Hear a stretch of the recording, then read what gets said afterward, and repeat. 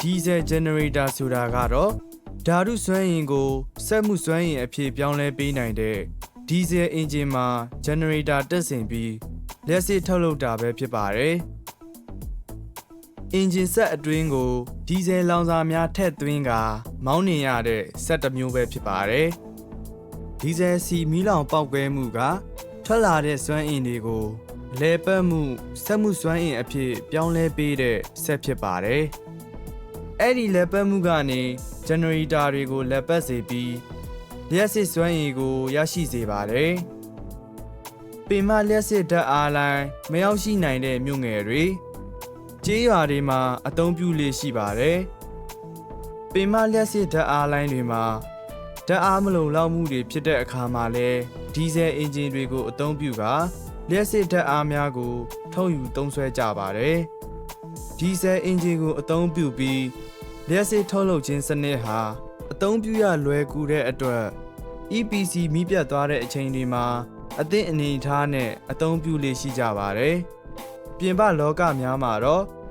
ဒီဇယ်ဂျန်နရေတာကိုမီးစက်လို့ခေါ်ကြပါတယ်။ထို့သို့အသုံးပြုရာမှာတနိုင်တစ်ပိုင်းနေအိမ်များမှာအသုံးပြုကြတဲ့မီးစက်အသေးစားများနဲ့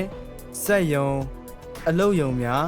ဟိုတယ်များမှာအရန်မီးပေးစနစ်အဖြစ်အသုံးပြုကြတဲ့မီးစက်အကြီးစားများဟု၍ရှိကြပါတယ်။အချို့နေရာများမှာတော့ပင်မလျှပ်စစ်ဓာတ်အားလိုင်းများပို့လို့၍မရနိုင်တော့မလွယ်ကူသောနေရာများကျစ်လက်တောရွာများမှာဆိုရင်တော့တရွာလုံးအတိုင်းအတာနဲ့အသုံးပြုနိုင်သောမီးစက်အကြီးစားများကိုအသုံးပြုကြပါတယ်။ရေဘူးရအားဖြင့်ဒီဇယ်ဂျန်နရေတာ၃မျိုးရှိပါတယ်။၁ portable generator 2 inverter generator 3 standby generator တို့ဖြစ်ကြပါတယ်။ portable generator ကိုတော့နေရာတော်တော်များများမှာအသုံးပြုကြပြီးအဓိကအားဖြင့်ဟိုတယ်များစတိုးဆိုင်များကားနှင့်စက်ဘီးပြခန်းများကဲ့သို့သောနေရာများမှာအသုံးပြုကြပါတယ်။ portable generator တွေဟာတည်ယူရလွယ်ကူပြီးရုပ်မြင်သံကြားလေအေးပေးစက်များကွန်ပျူတာများနဲ့ရေခဲသစ်တာများအတွက်အရန်သည့်လျှပ်စစ်ဓာတ်အားပေးနိုင်ပါတယ်။ inverter generator ဟာ၎င်းမှမူလထွက်ရှိလာတဲ့ AC လျှပ်စစ်ဓာတ်အားကိုပုံမမြင့်တင်ကာထုတ်လုပ်ပေးပါတယ်။၎င်း generator ဟာ AC လျှပ်စစ်ဓာတ်အားအပြင် DC လျှပ်စစ်ဓာတ်အားလည်းထုတ်လုပ်ပေးပါတယ်။ inverter generator ကို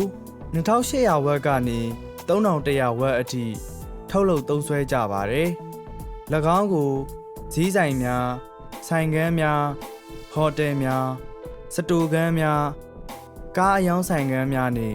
ဆိုင်ကယ်အယောင်းဆိုင်ခန်းများစတာတွေမှာအသုံးများကြပါတယ်။သေးငယ်ပေါ့ပါ၍တနိုင်တစ်ပိုင်းအသုံးပြုကြပါတယ်။ standby generator ကိုတော့ပင်မလျှပ်စစ်ဓာတ်အားပြတ်တောက်ချိန်အတွင်းလျှပ်စစ်ဓာတ်အားကိုအသုံးပြုနိုင်ရန်နှင့်လျှပ်စစ်ဓာတ်အားပြတ်တောက်၍မရသောဓာတ်ခွဲခန်းများစက်ရုံများဆေးရုံများ VIP အခမ်းအနားတွေမှာလျှပ်စစ်ဓာတ်အားပြတ်တောက်မှုမရှိစေရန်standby အရန်မီးပေးစနစ်အဖြစ်အသုံးပြုကြပါတယ်ခင်ဗျာ။